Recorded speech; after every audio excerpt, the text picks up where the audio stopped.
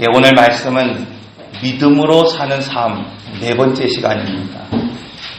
특히 오늘 말씀을 통해서 믿음으로 산다는 것이 무엇인가? 그것은 바로 오늘 본문의 말씀처럼 그리스도의 마음을 품고 살아가는 것. 이것이 바로 믿음으로 살아간다는 것입니다.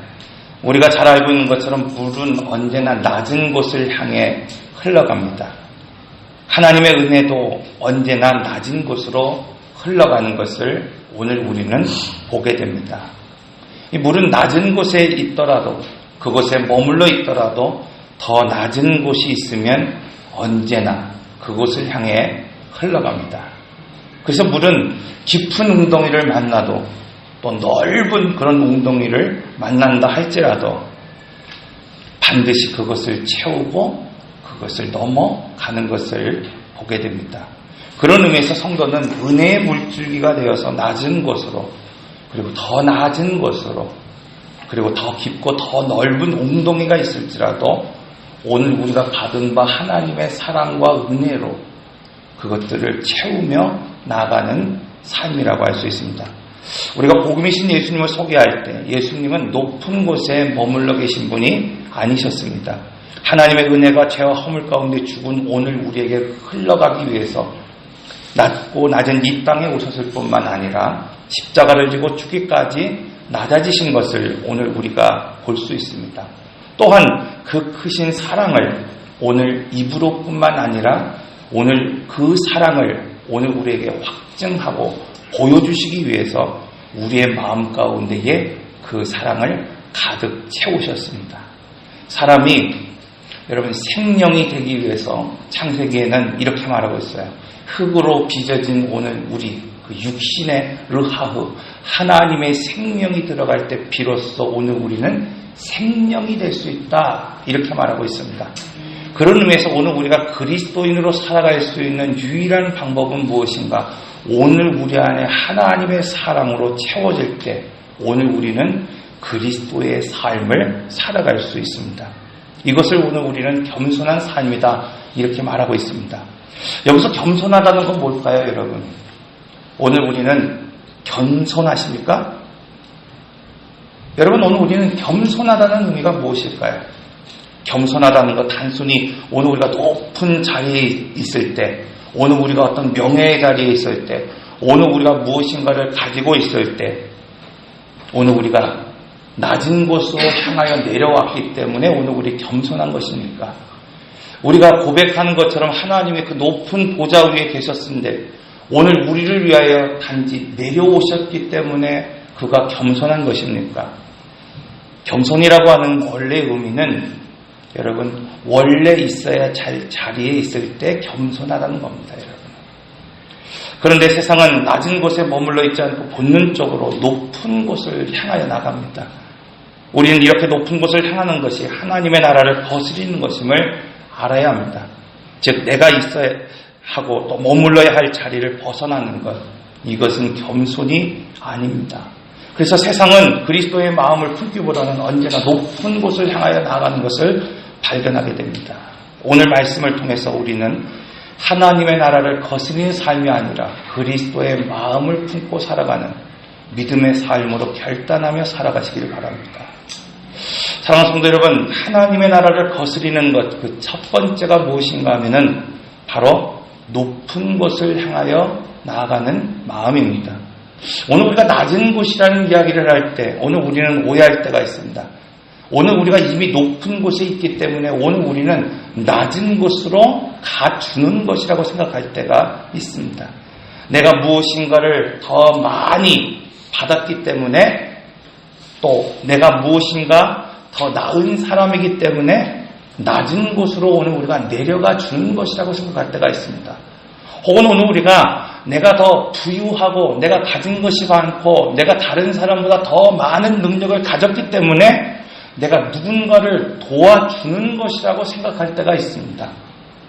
그런데 영어로 겸손이라고 하는 것은 humility라는 단어에서 나옵니다. 겸손이라고 하는 humility, 그리고 굴욕이라고 하는 humiliation이라고 하는 이 단어는 라틴어의 humilitas라고 하는 어근에서 시작되고 있습니다. 즉 겸손과 그리고 굴욕이라고 하는 이 상반된 단어가 어디에서 시작되냐면은 바로 라틴어 후밀리타스에서 시작되고 있는 것을 보게 됩니다. 이 둘의 차이는 다른 것에 있는 것이 아니에요. 바로 자신이 원래 있어야 할 자리로 스스로 나아가는 사람, 그건 바로 겸손이고, 그렇지 못하고 자신이 원래 있어야 할 그 자리에 스스로 나가지 않고 수치스럽게 억지로 오늘 우리가 나가면 그것은 바로 겸손이 아니라 굴욕이 됩니다. 그래서 자기가 나가야 할 자리가 어딘지 아는 사람이 복 있는 사람입니다. 자기가 나가야 될 위치가 어디인지를 아는 사람이 복 있는 사람입니다. 그래서 시편이 이렇게 말하고 있지 않습니까? 복 있는 사람은 여러분 죄인의 길에 서지 아니하고 악인의 꾀에 따르지 않고 오만한 자의 자리에 앉지 않는 것이다. 즉 복이 있다는 것은 무엇인가? 그건 다른 것이 아니라 내가 어느 자리에 서 있어야 되는지를 분명히 아는 사람, 이 사람이 복이 있다는 겁니다. 그래서 시편에서는 이렇게 말합니다. 오직 여호와의 율법을 주야로 묵상하는 자로다. 사랑하는 성도 여러분, 내가 지금 고난의 자리에 있거나 내가 좀 힘든 자리에 있거나 내가 좀 정말 자리에 있을지라도 오늘 우리가 우리 하나님의 말씀이 주야로 묵상될 수 있다고 한다면 그건 복 있는 사람입니다. 마치 바울이 빌립보의 이 감옥에 갇혔을 때에 눌림이 있었고 매맞음이 있었고 고통이 있었고 묶임이 있었음에도 불구하고 그가 주님의 이름으로 찬양할 수 있었던 것처럼 그는 묶였지만 복이 있는 사람이었다는 것을 오늘 우리가 알 수 있습니다. 예수님은 하늘의 보좌를 버리고 이 땅에 내려오셨기 때문에 겸손한 분이 아니십니다. 단지 예수님이 오늘 우리를 위하여 십자가를 지셨기 때문에 여러분 겸손한 것이 아닙니다. 예수님이 지금 겸손하다는 이유는 다른 것이 아니라 이 땅에서 굴욕을 당하고 이 땅에서 고난을 당했음에도 불구하고 그것은 원치 않는 굴욕을 당한 것이 아니라 스스로 그 자리로 나가셨기 때문에 오늘 우리는 그가 겸손한 하나님이시여 겸손한 왕이라고 말씀하고 있습니다. 사랑하는 성도 여러분, 다니엘을 보십시오. 그는 나라가 다 망한 사람이었습니다. 아무런 소망도 없고 아무런 희망도 없었습니다. 그런데 그는 그 두려움 가운데서도 자기가 어디에 나가야 할지를 알고 있었다는 겁니다. 왕의 음식을 거부하고 나는 거룩한 신분이여 거룩한 하나님의 자녀임을 그는 알고 있었기 때문에 그 자리로 나갈 수 있었습니다. 그가 하나님 앞에 정말로 기도할 때에 그는 모든 것을 잃어버릴 수 있었고 총리의 자리뿐만 아니라 그는 사자의 굴에 던져질 것이라고 하는 것을 분명히 알았음에도 불구하고 그는 자기가 서 있어야 할 곳이 기도의 자리임을 알았습니다. 사랑하는 성도 여러분, 오늘 우리는 마땅히 있어야 할 위치가 있고 마땅히 오늘 있어야 할 자리가 있음에도 불구하고 그 자리에 스스로 나가지 않거나 그 자리에 억지로 나간다고 한다면 그것은 섬김이 아닙니다. 그것은 또한 겸손도 아닙니다. 요나를 보십시오, 여러분. 그는 마땅히 나가야 할 자리가 있었습니다. 선지자로서 하나님이 오늘 그에게 말씀하셨다고 한다면 여러분, 오늘 우리가 만민 제사장으로서 하나님이 오늘 우리에게 말씀하셨다고 한다면 오늘 우리는 그 어떤 것도 하나님 앞에 순종해야 할 자리가 있다는 것입니다. 그럼에도 불구하고 요나는 그렇게 나가지 않았습니다. 나갔을지라도 그는 억지로 나갔습니다. 오늘 우리는 이것을 섬김이라고 부르지 않고 겸손이라고 부르지 않습니다. 누가복음 14장 10절에서 11절의 말씀을 보면 청함을 받을 때에 차라리 가서 끝자리에 앉으라. 그러면 너를 청한 자가 와서 너더러 버시어 올라 앉으라 하리니 그때야 함께 앉은 모든 사람 앞에서 영광이 있으리라. 무릇 자기를 높이는 자는 낮아지고 자기를 낮추는 자는 높아지리라. 마태복음 18장 4절의 말씀도 보면 그러므로 누구든지 이 어린 아이와 같이 자기를 낮추는 사람이 천국에서 큰 자니라. 저희 교회 성도들에게 감사한 것이 참 많이 있죠. 그것은 많은 분들이 스스로 굴욕을 당하고 어렵고 힘듦에도 불구하고 스스로 낮은 자리로 나가기 때문입니다. 요즘 우스갯소리들이 참 많이 있죠. 시니어 남성들이 은퇴를 하고 나서 나이 들어서 60 넘어서 이렇게 은퇴를 하고 나서 이 함께 평생 살았던 우리 아내분들이 황혼 이혼을 하고 싶다고 상담해 오는 경우가 참 많이 있대요. 젊은 집사님들은 지금부터 잘해야 됩니다. 열심히 살아야 됩니다. 그 이유가 뭔가 하면 대부분 밥 때문에 그렇게 하는 거예요. 밥 때문에. 그래서 이런 유머가 있습니다. 최근에 나온 유머를 보니까 이렇게 은퇴하고 집에 이렇게 있는 남성들이 집에서 한 끼도 안 먹고 그냥 나가서 자꾸 먹으면 그 남편을 사랑스러운 영식이라고 부른답니다. 그런데 그냥 그래도 은퇴했지만 한 끼만 집에서 세 끼 중에 한 끼만 먹는 사람은 귀여운 일식이라 그런대요. 눈치 없이 두 끼 먹으면 그냥 부식이라 그런답니다. 근데 더 눈치 없으면은 삼시세끼 먹는 사람들을 삼시세끼라 합니다. 그런데 여러분 정말 철없는 남편들이 있다는 거예요. 삼시세끼 꼬박꼬박 먹고 간식까지 챙겨달라. 그럼 뭐라고 부르는지 아십니까? 갓나새끼래요. 여러분 우스갯소리지만은 어떤 분이 저한테 그런 말씀을 해요. 목사님, 밥 중에 제일 맛있는 밥이 무슨 밥인지 아십니까? 무슨 밥일까요? 눈치 보고 먹는 밥이 맛있어요? 취할 것 같은데요? 남이 해준 밥이 제일 맛있대요. 남이 해준 밥이. 여러분, 그렇게 하기 싫은 밥, 남이 해준 그 밥을 먹고 싶은 오늘 우리가 교회를 위해서, 성도를 위해서 오늘도 쉬지 않고 밥하시는 분들이 있어요. 섬기는 분들이 있습니다. 얼마나 감사합니까? 지금도 반주자가 나가 있죠. 왜 자리를 안 지키고 나가나 이렇게 생각하시는 분들도 있을 거예요. 반주를 마치고 어린 아이들을 가르치기 위해서 나가는 모습들을 오늘 우리가 보잖아요. 이런 교회에 처음 차량 운행을 할 때 우리 조복현 우리 집사님이 처음 운행을 시작을 했죠. 그리고 이동주 집사님, 또 우리 박명관 집사님 이렇게 운행을 하게 됩니다. 여러분 왜 이런 분들이 봉사할 때 우리가 섬김이다 이렇게 말할까요? 억지로 하지 않았습니다. 자발적으로 했고 스스로 했기 때문에 그것이 겸손이라고 말하는 것이고 그것이 섬김이라고 오늘 우리가 말하는 겁니다. 두 번째, 하나님 나라를 거르는 큰 흐름 중에 하나가 무엇인가 하면은 사람을 차별하는 데 있다는 겁니다. 나보다 남을 낫게 여기지 못하는 마음이 있습니다. 전북에 가면 금산교회라고 있습니다. 그 교회는 기역자 교회라고 유명합니다. 이렇게 기역자로 꺾어져서 그 모서리에 목사님이 강대상을 놓고 예배를 드립니다. 그래서 한편에는 남자들이 예배를 드리고 한편에는 여성분들이 예배를 드려요. 남녀 칠세 부동석이라고 예배를 드릴 때도 그렇게 예배를 드린다는 거예요. 그럼 목사님이 설교를 할 때 어디만 보겠습니까? 여자분들만 보는 거예요. 왜? 답답한. 여러분, 이런 유교적 전통에서 아주 살아왔던 사람, 금산교회를 처음 세웠던 사람이 있습니다. 그 사람은 바로 누군가 하면 조독삼이라고 하는 사람이에요. 이 김제, 그리고 지금 이 금산이라고 하는 이 지역에서는 이분의 땅을 밟지 않고서는 그 길을 걸어갈 수 없을 정도로 부유한 사람이었습니다. 그리고 예수를 그가 믿고 그리고 금산교회를 그가 세웠어요. 그곳에 또 한 사람이 있었습니다. 그 사람은 바로 이자익이라고 하는 사람입니다.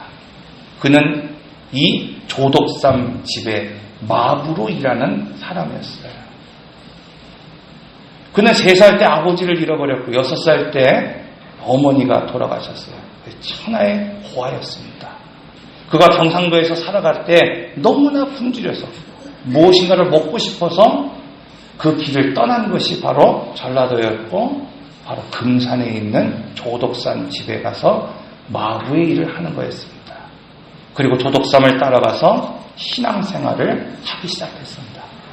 이 조덕삼이 세운 이 금산교회가 점점 부흥해서 한 100여 명이 되는 성도들이 모이기 시작했을 때 그 교회는 장로를 피택하게 되었습니다.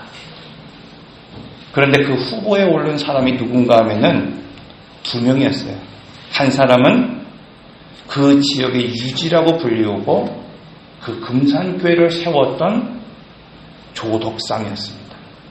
그리고 또 한 사람은 그의 시종과 같이 부리던, 그가 말을 탈 때 그 말의 언장을 얼려주고 그 말을 끌고 다니던 마부 이자익이었습니다.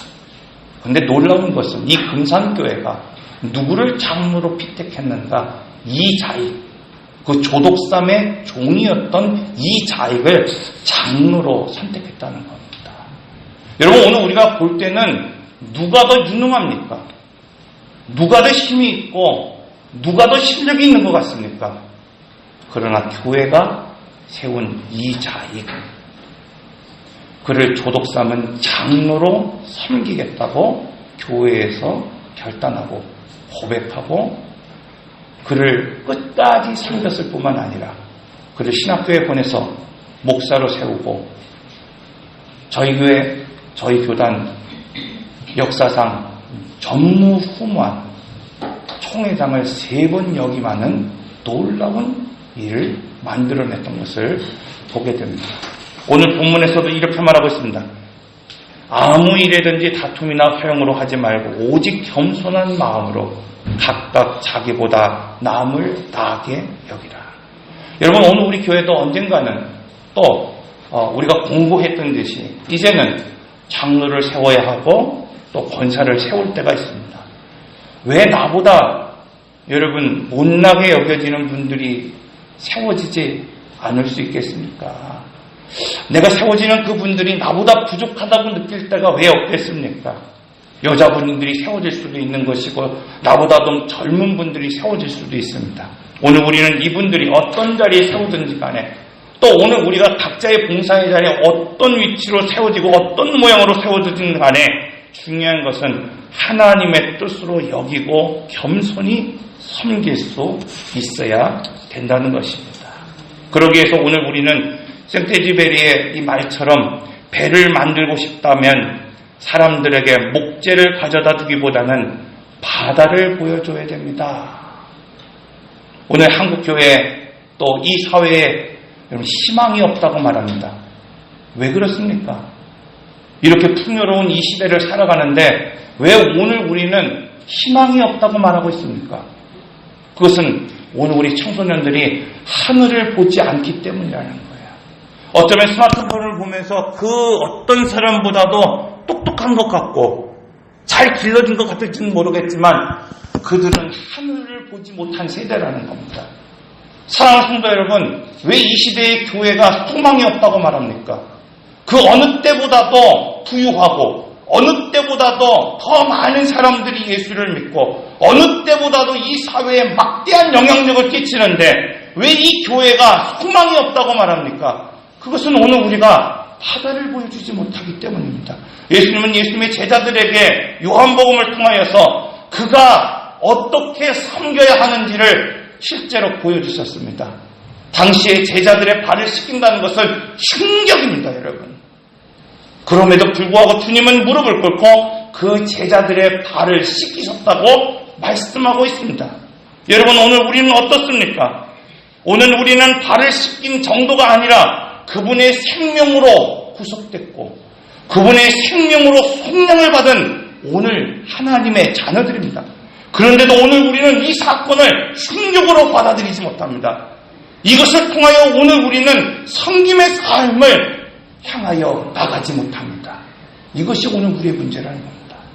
사랑하는 성도 여러분, 믿음으로 살아간다는 것, 그건 다른 것이 아닙니다. 그리스도의 마음을 품고 내가 있어야 할 그 자리가 어느 자리이든지 간에 그 자리에 서 있는 사람, 그 사람이 겸손한 사람이고 그리스도의 마음을 품는 사람입니다. 오늘 이런 믿음의 삶을 살아가는 모든 성도들이 다 되시기를 바랍니다. 기도하겠습니다.